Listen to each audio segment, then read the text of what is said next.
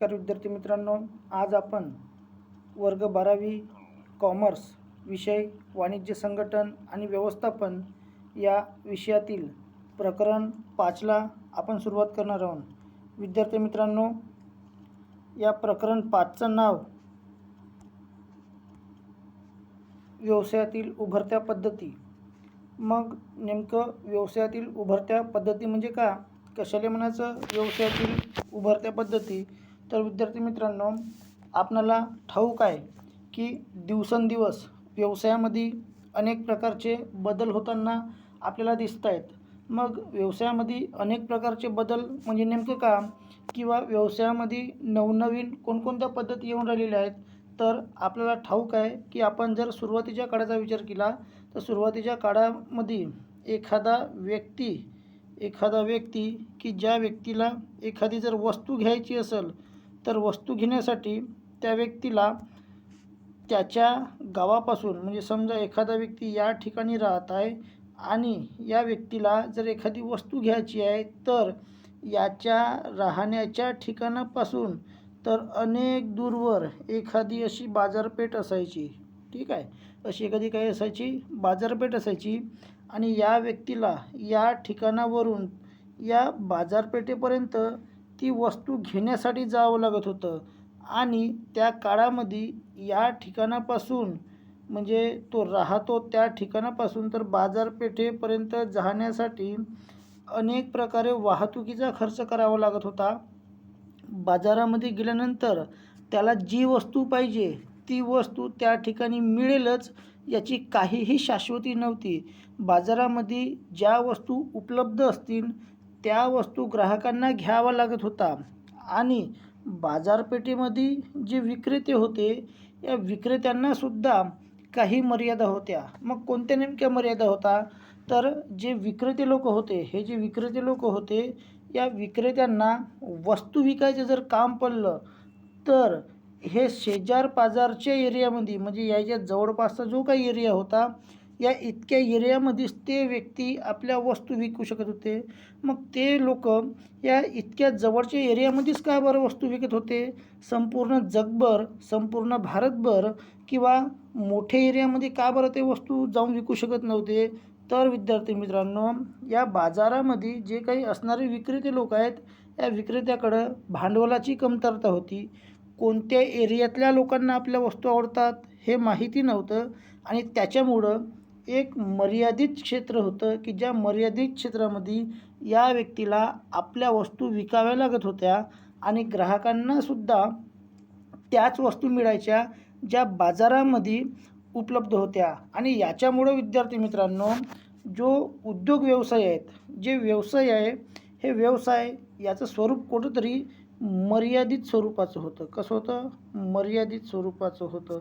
आणि या मर्यादित व्यवसायामुळं, या मर्यादित स्वरूपामुळं त्या एरियाचा, त्या उद्योगांचा विकास होत नव्हता. ग्राहकांना ज्या ज्या वस्तू पाहिजे त्या त्या वस्तू विद्यार्थी मित्रांनो मिळत नव्हत्या.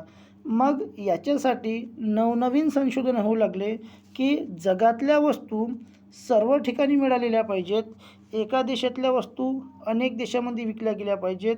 एका राज्यातल्या वस्तू दुसऱ्या राज्यामध्ये गेल्या पाहिजे. एखाद्या व्यक्तीनं जर एखादी नवीन वस्तू तयार केली तर ती वस्तू अनेक लोकांना सहजरित्या उपलब्ध झाली पाहिजे. याच्यासाठी दिवसेंदिवस अनेक प्रकारचे प्रयत्न सुरू होते. आणि या प्रयत्नामधूनच नवनवीन संकल्पना, नवनवीन विचारधारा उदयास आल्या.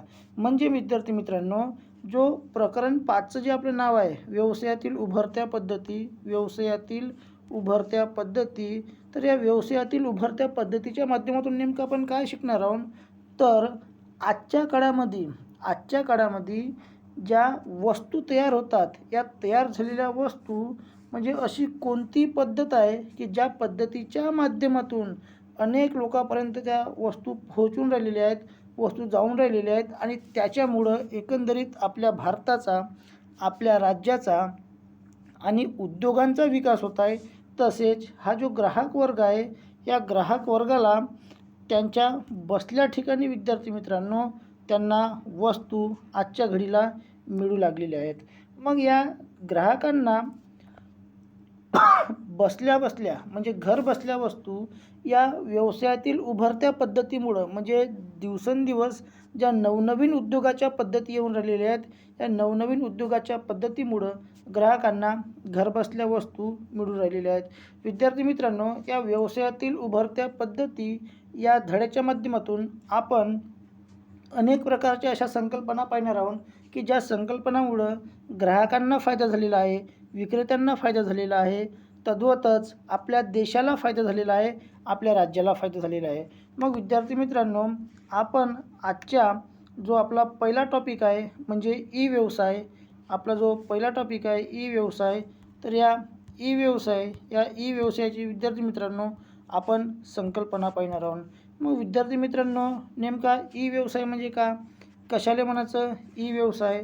तर विद्यार्थी मित्रांनो, आपण सुरुवातीच्या काळाचा जर आपण विचार केला, विद्यार्थी मित्रांनो आपण विचार केला, तर सुरुवातीच्या काळामध्ये एखाद्या व्यक्तीला म्हणजे समजा हा एखादा व्यक्ती आहे, या एखाद्या व्यक्तीला जर वस्तू घ्यायचं काम पडलं तर वस्तू घेण्यासाठी विद्यार्थी मित्रांनो त्याला बाजारपेठेमध्ये जावं लागत होतं.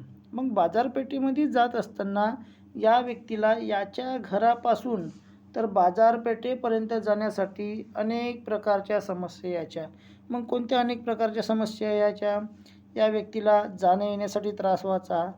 एखादी वस्तू तर समजा 100 रुपयाची, असं गृहीत धरू की एखादी वस्तू 100 रुपयाची आहे, तर ही 100 रुपयाची वस्तू घेण्यासाठी त्याला प्रवासाचा सुद्धा जाण्याचा आणि येण्याचा असा 2 पद्धतीने खर्च करावा लागायचा.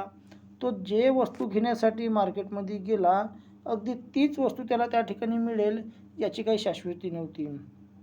आणि यामुळं आपल्या बाजार व्यवसायामध्ये दिवसेंदिवस बदल होत गेले आणि या बदलातून एक नवीन संकल्पना उदयास आली, ते म्हणजे ई व्यवसाय.